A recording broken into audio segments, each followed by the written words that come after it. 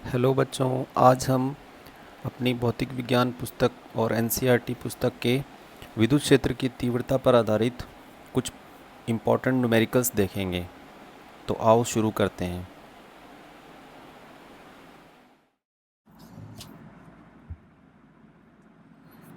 अब हम बुक का एक न्यूमेरिकल देखते हैं। अनसोल्व न्यूमेरिकल है, बहुत चयनात्मक प्रश्न में।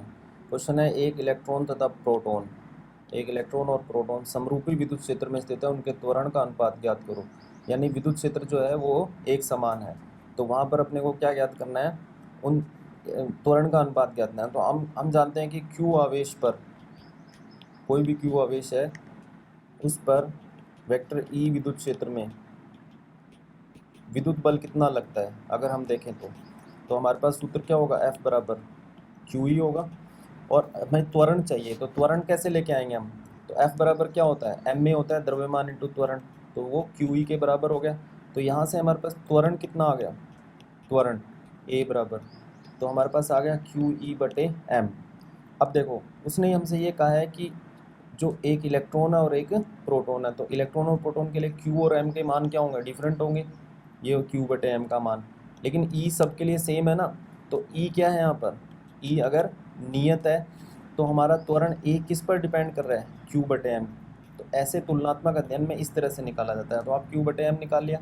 अब दो चीज़ों की तुलना करो, तो आप किसकी तुलना करोगे, देखो आपको क्या दिया हुआ है, एक इलेक्ट्रॉन और एक प्रोटॉन, तो आप a of electron upon a of proton ऐसे कर लो।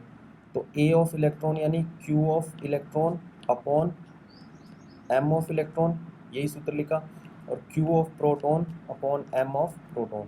अब दोनों समानुपाती संबंध जो है वो बराबर करने, समानुपाती संबंध बीच में जो नियतांक आएगा वो कट जाएगा, तो इस तरह से लिखते हैं हम इसको। तो इसको रीअरेंज करें तो क्यू ई बटे Q P into M P बटे एम ई।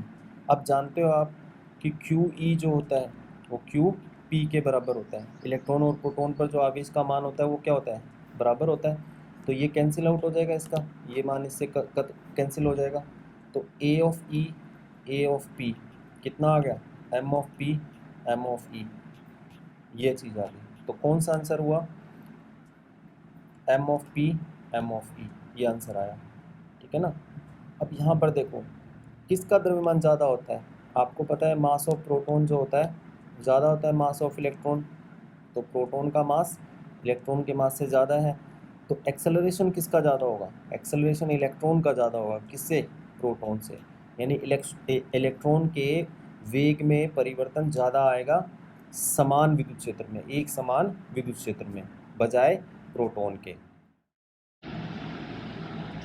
अब पाठ्यपुस्तक का एक उदाहरण क्या, अनसोल्ड एग्जाम्पल और देखते हैं हम। तो इसमें ये क्वेश्चन है कि हमारे पास में एक इकाई ऋण आवेश दे रखा है। ठीक है, इकाई ऋण आवेश का मतलब है उस पर आवेश का मान कितना है, क्यू बराबर Q1 मान लेते हैं इसको, वो एक इकाई हो गया। एक इकाई का मतलब ई के बराबर हो गया। ठीक है, और दूसरा जो है वो इलेक्ट्रॉन है, तो इलेक्ट्रॉन पर आवेश का मान कितना होता है, ई होता है। और दोनों पर एक समान विद्युत क्षेत्र लगाया है, तो हमारा विद्युत क्षेत्र क्या हो गया, ई कांस्टेंट हो गया। ठीक है ना, ये नियत हो गया, विद्युत क्षेत्र नियत है, और उसमें इन दोनों को छोड़ दिया। ये तो क्या है, आयन है और ये इलेक्ट्रॉन है। अब वो कहता है कि इनमें कौन सा कण तीव्र गति से चलेगा, यानी त्वरण किसका ज़्यादा है, त्वरण जो है वो किसका ज़्यादा है। तो हम जानते हैं कि कोई भी आवेश जब विद्युत क्षेत्र में छोड़ा जाता है तो F बराबर एम ए बराबर क्यू ई, ऐसा होता है। अभी हमने पीछे क्वेश्चन किया तो त्वरण ए बराबर क्या हो गया, क्यू ई बटे एम हो गया। अब देखो यहाँ पर ये जो ई है वो एक जैसा है, ये जो क्यू है दोनों के लिए एक जैसा है, तो फिर त्वरण किस पर डिपेंड कर रहा है, मास पर। ठीक है ना, तो ए का क्या आया यहाँ से, A inverse proportion to M. अब तुलना करते हैं हम जरा, तो जिसका मास ज़्यादा होगा उसका त्वरण क्या होगा, कम होगा। तो मास किसका ज़्यादा है, मास ऑब्वियसली आयन का ज़्यादा होगा, क्योंकि एक आयन में नाभिक भी होता है, उसमें खूब सारे नाभिक में प्रोटॉन्स होते हैं, उसके बाहर इलेक्ट्रॉन भी होते हैं। तो उसमें से एक ही इलेक्ट्रॉन जो है वो बाहर निकला है या उसने लिया है, तो उसमें एक इलेक्ट्रॉन के बराबर आवेश आया है, द्रव्यमान तो उसका ज़्यादा होगा। तो M1 जो होगा वो ग्रेटर देन क्या हुआ, M2। तो M1 ग्रेटर देन M2 हुआ, तो A1 क्या हुआ, लेस देन A2 हो गया, यानी M1 ग्रेटर देन M2 है तो A1 लेस देन A2 है। A2 किसके लिए है, A2 किसके लिए, इलेक्ट्रॉन के लिए। तो ऑब्वियसली इलेक्ट्रॉन जो है उसका त्वरण जो होगा एक आयन की तुलना में बहुत ज़्यादा होगा, तो समान विद्युत क्षेत्र में इलेक्ट्रॉन बहुत त्वरित गति करेगा। अब हमारा नेक्स्ट क्वेश्चन जो है वो है, एक समान विद्युत क्षेत्र में एक प्रोटॉन कण, एक न्यूट्रॉन कण और एक अल्फा कण, इन तीनों के त्वरण का अनुपात निकालना है। विद्युत क्षेत्र एक समान है यानी ई का मान नियत है। अब हमें प्रोटॉन, न्यूट्रॉन और अल्फा कण तीनों के बारे में पहले पता होना चाहिए कि प्रोटॉन क्या चीज़ होता है। तो प्रोटॉन आपको पता है नाभिक में स्थित एक धनावेशित कण होता है। तो हाइड्रोजन है, जैसे हाइड्रोजन के नाभिक में सिर्फ एक प्रोटॉन ही होता है, तो हाइड्रोजन के नाभिक का जो द्रव्यमान है हम ये समझ सकते हैं कि वो प्रोटॉन का ही द्रव्यमान है, ठीक है। तो हाइड्रोजन का नाभिक जो है वो एक प्रोटॉन से ही होता है, तो उसमें जो आवेश होता है वो क्या होता है, प्रोटॉन का आवेश इलेक्ट्रॉन के आवेश के बराबर ही होता है, यानी ई होता है। परिमाण जो होता है उसका धनात्मक होता है, इलेक्ट्रॉन का ऋणात्मक होता है, तो हमने परिमाण ई ले लिया। और द्रव्यमान कितना होता है प्रोटॉन का, प्रोटॉन का जो द्रव्यमान होता है वो हमने लेट कर लिया कि m है, ठीक है। अब बात करते हैं हम ड्यूट्रॉन। ड्यूट्रॉन क्या चीज़ है, ड्यूट्रॉन जो होता है वो हाइड्रोजन का एक समस्थानिक होता है। ड्यूट्रॉन जो, और उसका जो नाभिक होता है उस नाभिक के अंदर एक प्रोटॉन के अलावा एक न्यूट्रॉन भी आ जाता है। तो अब उसके नाभिक में दो कण हो गए, एक प्रोटॉन और न्यूट्रॉन, लेकिन आवेशित कण कौन है उसमें, प्रोटॉन ही है ना। तो इसका मतलब आवेश तो उतना ही हुआ जितना पहले था, प्रोटॉन का आवेश ई के बराबर ही होता है। तो ड्यूट्रॉन कण जो है उसका भी आवेश कितना हुआ ई, लेकिन उसमें दो कण है प्रोटॉन और न्यूट्रॉन। प्रोटॉन और न्यूट्रॉन दोनों कणों का द्रव्यमान लगभग बराबर होता है, ठीक है। तो जितना द्रव्यमान प्रोटॉन का है उतना ही ड्यूट्रॉन, तो प्रोटॉन का द्रव्यमान कितना माना है m, तो न्यूट्रॉन का भी कितना हुआ m। तो प्रोटॉन और न्यूट्रॉन दोनों के द्रव्यमान बराबर हो गए, तो टोटल कितना हो गया 2m, ठीक है। तो न्यूट्रॉन कण का द्रव्यमान 2m हो गया। अब तीसरा है अल्फा कण, बहुत ही इंपॉर्टेंट है, आपको याद रखना पड़ेगा अल्फा कण क्या चीज़ होती है। जब भी अल्फा कण आ जाए तो आप हीलियम का नाभिक समझो उसको। अब हीलियम का जो नाभिक होता है, हीलियम के नाभिक में दो प्रोटॉन होते हैं और दो न्यूट्रॉन होते हैं। अब प्रोटॉन तो धनावेशित कण है, तो कुल आवेश कितना हुआ नाभिक में, दो इलेक्ट्रॉन के बराबर, यानी दो प्रोटॉन के बराबर धन आवेश हो गया। और न्यूट्रॉन पर कोई आवेश होता नहीं है, तो इसका मतलब एक हीलियम नाभिक में जो आवेश होता है वो क्या होता है 2e के बराबर होता है, ये पॉजिटिव होता है, ठीक है। और द्रव्यमान कितना हुआ, जब इसमें चार कण हैं, दो प्रोटॉन दो न्यूट्रॉन, इनके द्रव्यमान बराबर होते हैं, तो हम क्या करते हैं प्रोटॉन के द्रव्यमान का ही 4 गुना करके और इसका द्रव्यमान दिखाया। तो इस तरह से मैंने प्रोटॉन, न्यूट्रॉन और अल्फा कण के आवेश भी बता दिए और द्रव्यमान भी बता दिए। अब क्वेश्चन को आगे चलते हैं। हमारा क्वेश्चन ये है कि हमें तीनों कणों को एक समान विद्युत क्षेत्र में छोड़ करके उसके त्वरण का अध्ययन करना है। तो हमको पता है कि कोई भी आवेशित कण जब विद्युत क्षेत्र में छोड़ दिया जाएगा स्वतंत्र, तो उस पर विद्युत बल लगेगा जिसका मान QE होगा। और QE जो बल है वो F बराबर ma, न्यूटन की गति के दूसरे नियम से जो द्रव्यमान इंटू त्वरण बराबर बल होता है ना, तो उसको इसके बराबर रख के इसके बराबर रख करके त्वरण निकाल लिया। तो कोई भी Q आवेश जो है E विद्युत क्षेत्र में M द्रव्यमान का कण जो होता है उस पर कितना त्वरण लगता है QE/m, ये हमें याद भी रखना है, बार बार यूज हो। अब इसमें देखो ई तो नियत है तीनों कणों के लिए, तो अगर हम अनुपात लेंगे किसका, प्रोटॉन, ड्यूट्रॉन और अल्फा कण का, तो यही सूत्र मैं 3 बार लिखूंगा। यहाँ पर पहली बार मैं क्या लिखूंगा, Q प्रोटॉन M प्रोटॉन, दूसरी बार यहाँ पर Q ड्यूट्रॉन M ड्यूट्रॉन, और तीसरी बार Q अल्फा M अल्फा। और E तीनों में सेम है तो तीनों में E कट जाएगा, तो देखो E नहीं लिखा मैंने, तीनों जगह E नहीं लिखा। और अब ये अनुपात आप मान रख दो, इसमें मान रखोगे तो इसका आवेश का मान कितना है E, द्रव्यमान m, इसमें आवेश का मान E, द्रव्यमान 2m, इसमें आवेश का मान 2e, द्रव्यमान 4m। तो E/m कट जाएंगे, E/m कट गए, तो यहाँ 1 बच गया, यहाँ 1/2 बच गया, और यहाँ 2/4 यानी 1/2 बच गया, तो ये चीज़ बन गई। अब 2 से गुणा कर दो इसको, तो 2 2 2, ये 2 से 2 कट गया, ये 2 से 2 कट गया, तो क्या बचा यहाँ 2:1:1 बचा। तो हमारा आंसर क्या आ गया 2:1। इसका मतलब क्या हुआ कि एक समान विद्युत क्षेत्र में जो प्रोटॉन होता है, प्रोटॉन कण का जो त्वरण होता है सबसे ज़्यादा होता है क्योंकि ये सबसे हल्का है। और ड्यूट्रॉन और अल्फा कण जो होते हैं वो दोनों का त्वरण जो होता है वो समान होता है।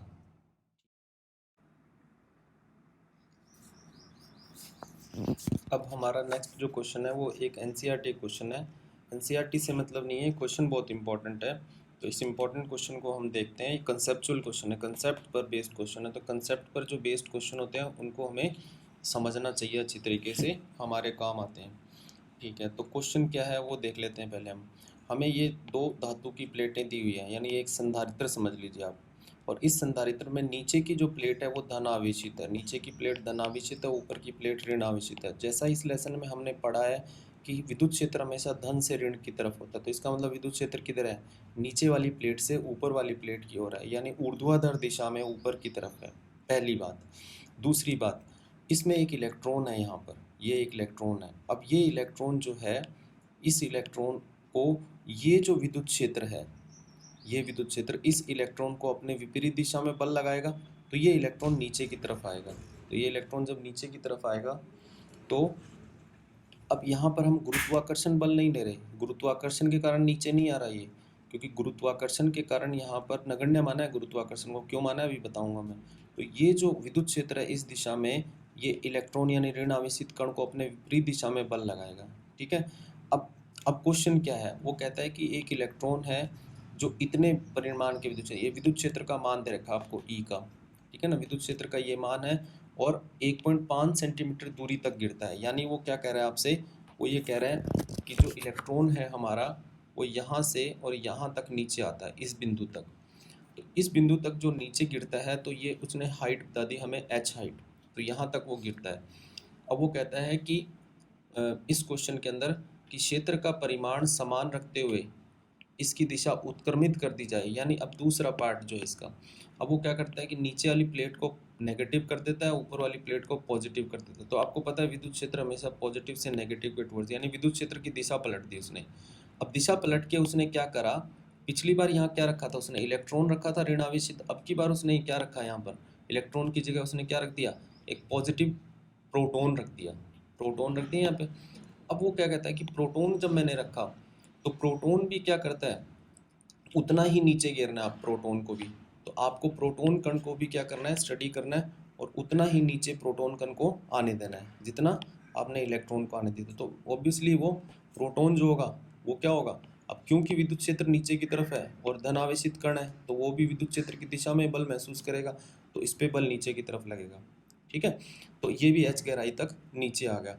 अब क्वेश्चन क्या कहता है कि दोनों बराबर गहराई, दो नीचे मतलब गहराई तक जाते हैं, तो उतनी ही दूरी तक गिरता है जितना कि इलेक्ट्रॉन गिरता है। अब दोनों प्रकरणों में गिरने में लगे समय की गणना कीजिए। पहले ये चीज़ देखो कि इलेक्ट्रॉन को, एक इलेक्ट्रॉन जो है उसको, इलेक्ट्रॉन कहाँ से, यहाँ से, इलेक्ट्रॉन जो है वो एच ऊंचाई जो गहराई नीचे गिरता है उसको, और एक यहाँ पर दूसरा कण क्या है हमारा, प्रोटॉन, उसको समान गहराई तक विद्युत क्षेत्र में गिरने में कितना समय लगता है ये निकालना है।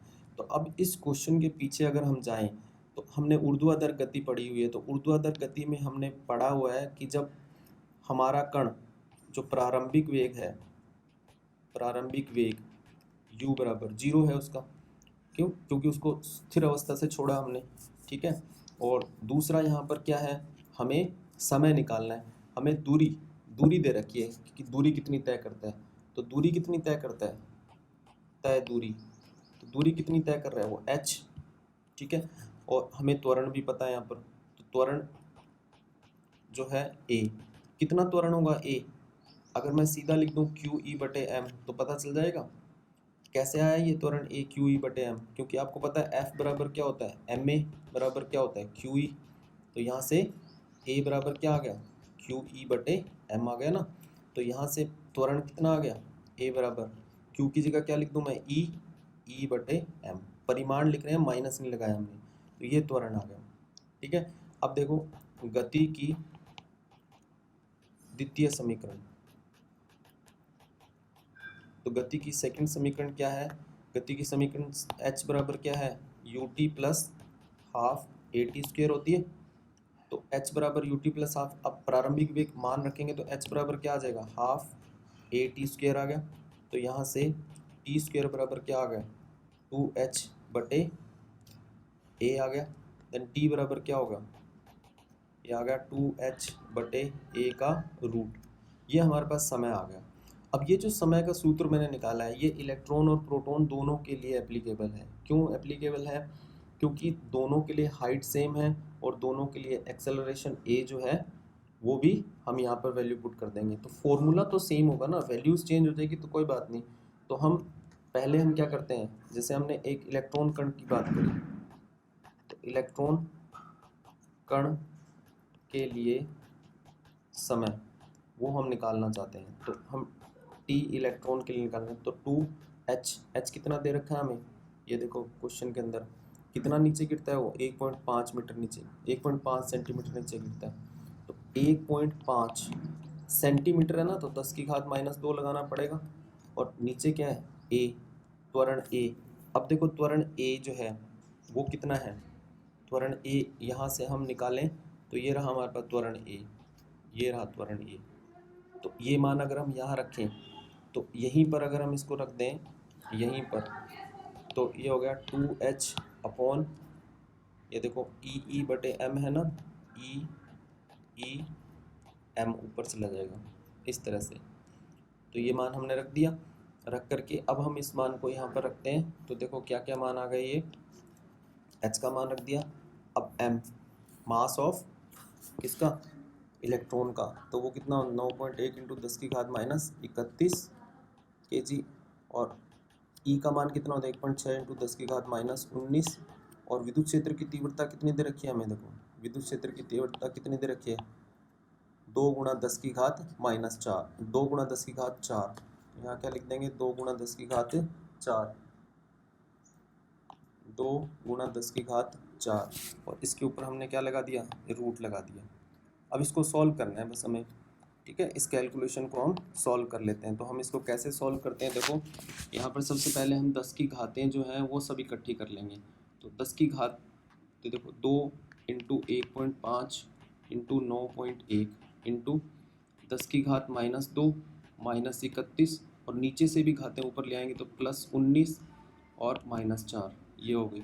अब बटे में क्या बचा 1.6 इंटू 2 बचा, ये चीज़ बच गई। कैलकुलेशन है, कैलकुलेशन तो हम जानते हैं जैसे भी हमें करनी है, 2 से 2 कट जाएगा।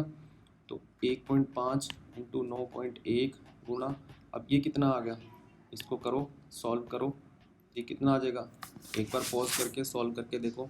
तो देखो ये -4 और 31 35 हो गए, 35 2 37, और 37 में से 19 गए तो कितने बच गए 18, ठीक है। तो यहाँ पर कितना आ जाएगा, यहाँ पे कितना आ जाएगा 10 की घात -18 आ जाएगा, ठीक है। तो ये कितना बन गया, अगर इसको हम सॉल्व करें तो अप्रोक्सीमेटली ये वाला जो वैल्यू है इसको अगर हम सॉल्व करें तो अप्रोक्सीमेटली ये जो वैल्यू आ जाएगी आपकी, ये आ जाएगी 2.9, और 10 की घात -18 का 10 की घात -9 हो जाएगा। तो इस तरह से आपके पास इलेक्ट्रॉन का टाइम आ गया। और ये किस में आएगा, एसआई पद्धति में, यानी सेकंड में। तो कहने का मतलब ये हुआ कि एक इलेक्ट्रॉन को यहाँ से यहाँ तक गिरने में, ये जो ऊंचाई उसने दे रखी है हमें 1.5 सेंटीमीटर गिरने में, उस विद्युत क्षेत्र में कितना समय लगा, उस विद्युत क्षेत्र में उसको इतना समय लगा। अब यही गहराई तक गिरने में हम निकालते हैं कि एक प्रोटॉन को कितना समय लगेगा। तो प्रोटॉन को कितना समय लगेगा, तो प्रोटॉन के लिए निकालना है मान लीजिए हमने, तो हम क्या करेंगे, प्रोटॉन के लिए अगर हमें निकालना है तो देखो हम क्या करते हैं। अब देखो प्रोटॉन का जो है सब कुछ सूत्र तो वही रहेगा, कौन सा सूत्र रहेगा, सेम यही सूत्र। ये समीकरण अगर हम ले एक रख दें तो हम यहाँ क्या लिख देते हैं, समीकरण 1 से, तो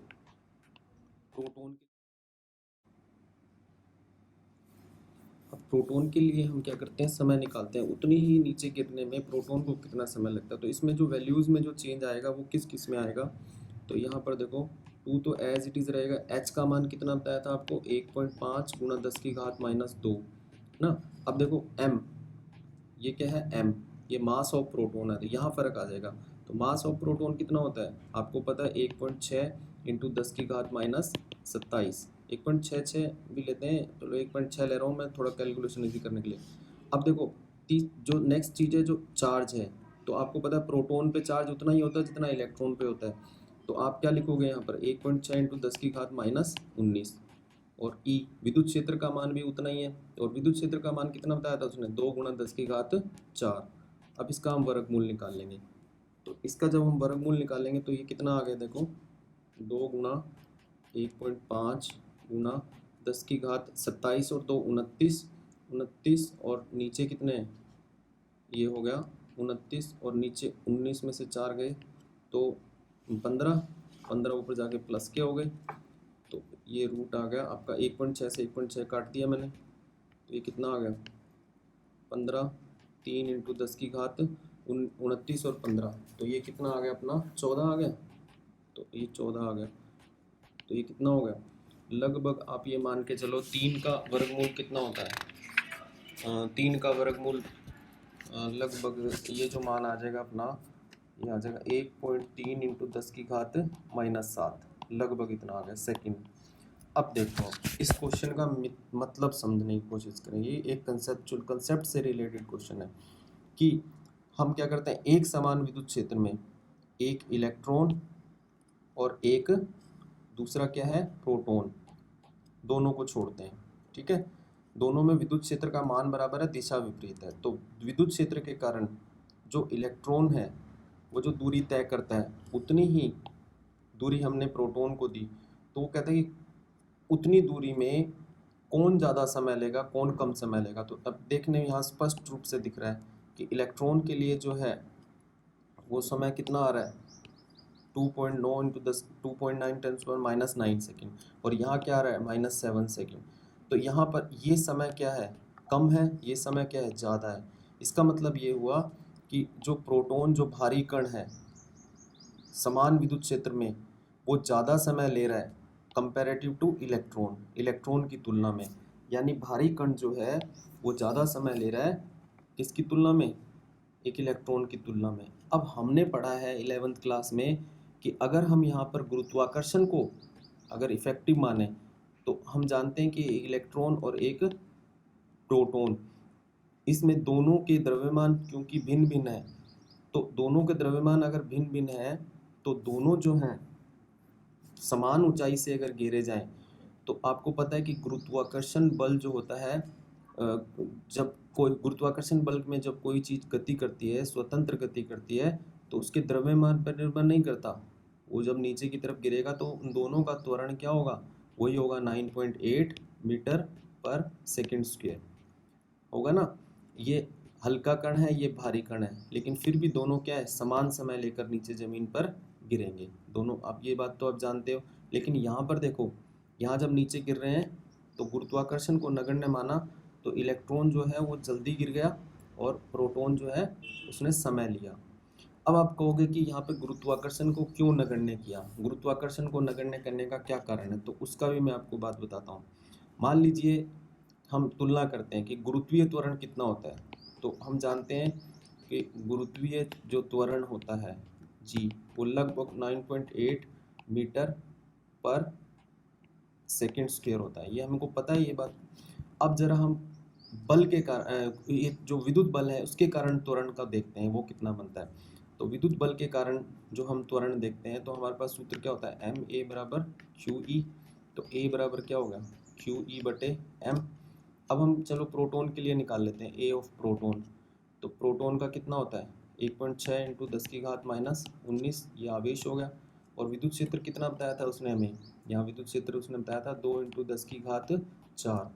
ठीक है, और द्रव्यमान कितना होगा 1.6 इंटू 10⁻27। अब इसको सॉल्व करना ज़रा, तो ये सॉल्व करोगे तो ये कितना आ जाएगा लगभग 1.9 इंटू 10⁻12 के लगभग आ गया ये मीटर सेकेंड इनवर्स स्क्वायर। अब देख लो तुलना करके देखो, अब ये क्या आ गया, एक प्रोटॉन जो है उसका त्वरण आ गया किसमें विद्युत क्षेत्र में, और ये क्या है एक गुरुत्वाकर्षण के कारण त्वरण है। तो इसमें देखो 9.8 मीटर पर सेकंड स्क्वायर और ये कितना है 10⁻12 मीटर पर सेकंड स्क्वायर, तो इनकी कोई कंपैरिजन ही नहीं हो सकती। तो यानी गुरुत्वाकर्षण के कारण जो उसमें नीचे की तरफ बल लग रहा है उसको हमने इग्नोर कर दिया एज कंपेयर टू किसके कारण, विद्युत बल के कारण। तो विद्युत बल के कारण जो त्वरण उत्पन्न हो रहा है वो बहुत ज़्यादा बड़ा है गुरुत्वाकर्षण के कारण जो त्वरण उत्पन्न होता है।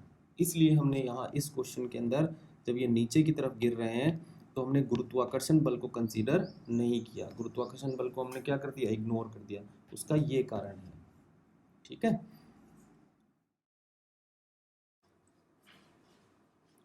बच्चों अब हम एक क्वेश्चन देखते हैं।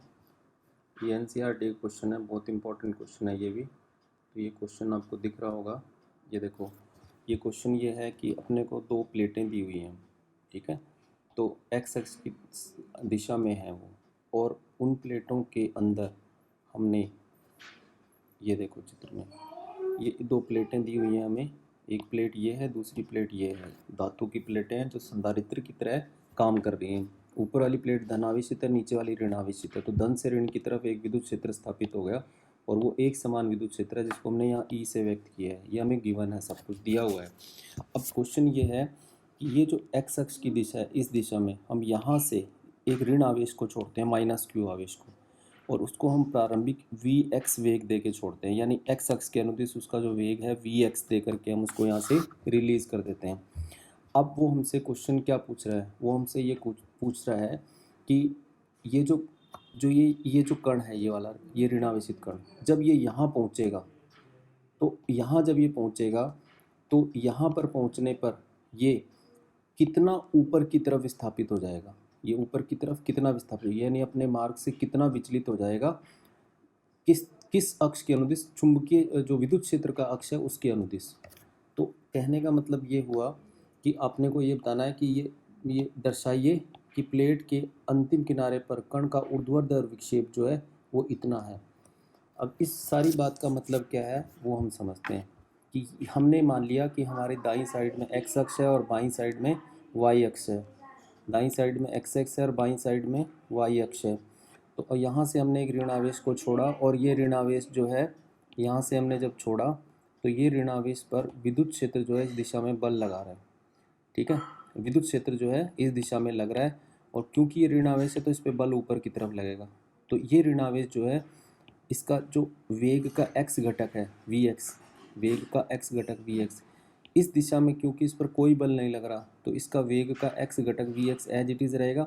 लेकिन क्योंकि इस पर इस दिशा में बल लग रहा है गति के लंबवत, तो इस दिशा में इसमें एक त्वरण आएगा, और उस त्वरण के कारण ये कण जो है आगे भी बढ़ेगा और ऊपर की तरफ भी जाएगा। तो जब ये कण यहाँ पहुँचेगा तो ये कण सीधा यहाँ नहीं पहुँचेगा, बल्कि ये कण कहाँ पहुँच जाएगा, मान लिया ये कण यहाँ पहुँच गया, ठीक है, तो ये किस पथ पे चलेगा, फिर ये इस पथ पे चलेगा ऐसे करके।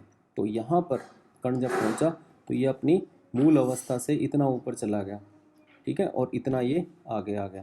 तो इस तरीके से अब हमको क्या निकालना है, यहाँ पर हमें ये दूरी निकालनी है, ये दूरी कितनी है। तो ये हम कैसे निकालते हैं, पहले ये चित्र को हम ध्यान से देखते हैं।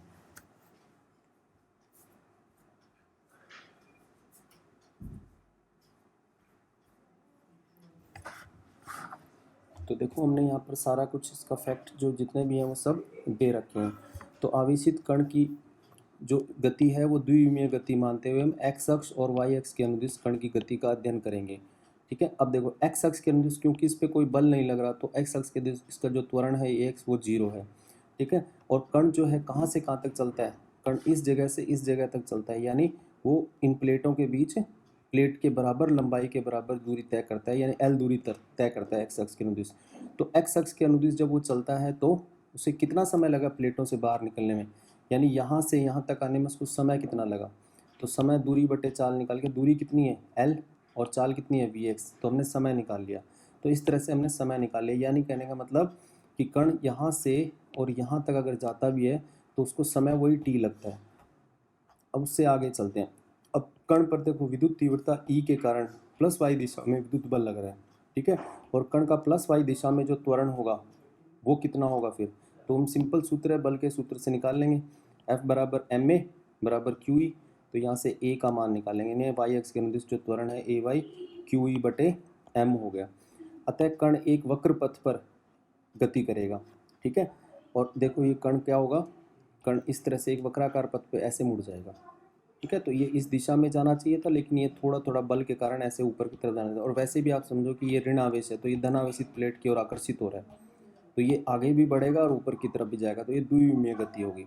अब इस केस में जब कण बी बिंदु पर पहुंचता है, यानी अंतिम सिरे पे पहुंचता है, अंतिम सिरे पे यानी यहाँ पहुंचता है जब, तो इस अवस्था में जब वो बी सिरे पे पहुंचता है तो वो वाई एक्स के अनुदिश कितना चल गया, तो उसको कैसे पता करेंगे, गति की सेकंड समीकरण से। तो गति की सेकंड समीकरण से वाई एक्स के अनुदिश हम उसका समीकरण लगाते हैं। तो सेकंड समीकरण क्या होती है, वाई बराबर U Y T plus A Y T square. तो यहाँ पर देखो प्रारंभ में वाई एक्स के अनुदिश उसका कोई वेग नहीं है, क्योंकि उसको हमने एक्स अक्ष के अनुदिश छोड़ा था वी एक्स वेग देख के, इस दिशा में उसका कोई वेग नहीं था। तो प्रारंभिक वेग क्या है वाई एक्स के अनुदिश उसका 0 है। और दूसरा क्या है कि यहाँ पर हमने मान रख करके y बराबर ये हो गया। और ये देखो ये हमने क्या रखा है, ये किसका मान है, ये t का मान है, और ये किसका मान है, ए वाई का मान है। ये तो त्वरण का मान है, ये समय का मान है। समय का मान क्या होगा, वही शुरू में जो हमने निकाला था। तो कण को देखो यहाँ से यहाँ तक आने में जो समय लगा, वो समय तो हमने पहले निकाल ही रखा था, तो वो मान मैंने यहाँ रख दिया। जब ये मान यहाँ रखने के बाद y का मान क्या आ गया, ये मान आ गया अपने पास। और यही हमें सिद्ध करना था, ये देखो यही हमें यहाँ पर सिद्ध करना था कि कण जो है जो y दिशा में है, जो विस्थापन है उसका वो इतना है। तो ये मान यहाँ पर हमने प्रूव कर दिया इस तरह से। तो ये चीज़ आ गई। अब यहाँ पर इससे आगे थोड़ा सा एक और चीज़ बताता हूँ कि यहाँ अगर हम ध्यान से देखें तो जो प्लेटों की लंबाई है, जो विद्युत क्षेत्र है, जो और एक्स अक्ष के अनुदिश कण का जो वेग है, ये सब चीज़ें क्या है, नियत है। तो y का मान किस पर निर्भर कर रहा है, y का मान q बटे m पर निर्भर कर रहा है, यानी आवेश संहति अनुपात पर निर्भर कर रहा है। आवेश और संहति मतलब द्रव्यमान, तो आवेश द्रव्यमान यानी y समानुपाती q बटे m, यानी q बटे m का मान जितना ज़्यादा होगा y विस्थापन उतना ही ज़्यादा होगा, यानी विद्युत क्षेत्र के लंबवत विस्थापन उतना ही ज़्यादा होगा। तो कण को अगर हम यहाँ से छोड़ें और विद्युत क्षेत्र इधर कार्य कर रहा है, तो कण इस तरह से उस विद्युत क्षेत्र की अक्ष के समांतर जो गति करेगा, जो विस्थापन होगा उसका q बटे एम के समानुपाती होगा। तो q बटे एम अगर अधिक है तो कण जो है अपनी जो जिस मार्ग से वो चल रहा था उस मार्ग से उतना ही ज़्यादा विचलित हो जाएगा।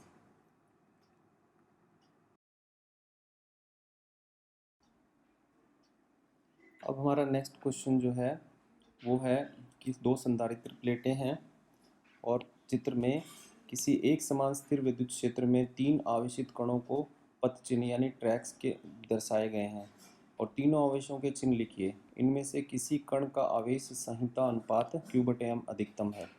तो दो क्वेश्चन है यहाँ पर, एक तो तीनों आवेश के चिन्ह बताना है और दूसरा ई बटे एम का मान बताना है तीनों आवेश के लिए। तीनों आवेशित कण है, ये तीन आवेशित कण है।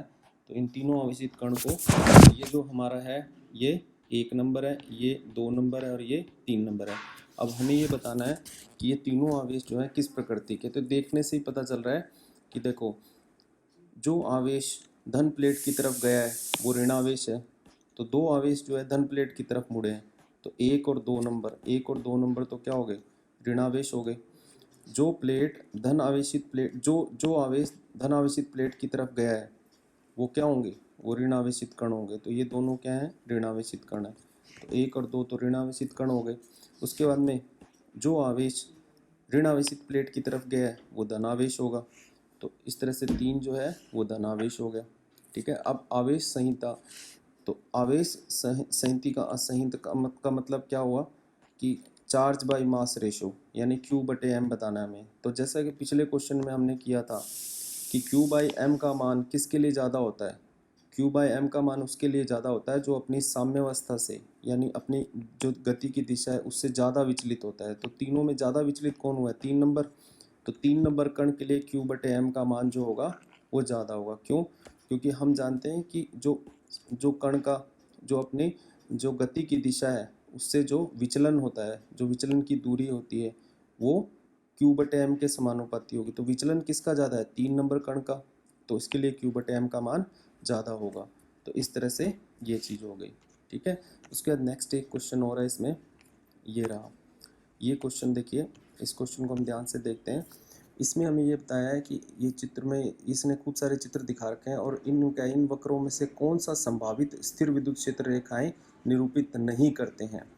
तो अब देखो पहला चित्र ये है, इस चित्र में क्या कमी है, चालक है और उसके पृष्ठ पर जो तीव्रताएं दिखा रखी हैं वो क्या दिखा रखी हैं, वो लंबवत नहीं दिखा रखी।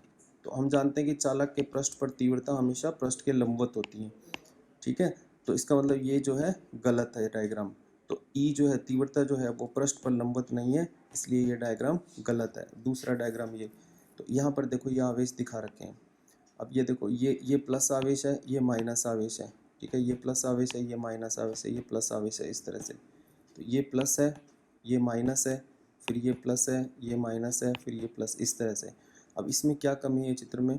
इसमें ये कमी है कि तो धन से तो ये बल रेखाएं निकल रही हैं, ठीक है, ऋण में जा रही हैं, ये चीज़ तो सही है, लेकिन उसके बाद में इसने क्या कर दिया, ऋण से फिर वापस इनको निकाल करके और धन में प्रवेश करा दिया। तो ये वाली जो बल रेखाएं ये गलत है, इसका मतलब ये चित्र पूरा गलत हो गया, तो ये भी सही नहीं है।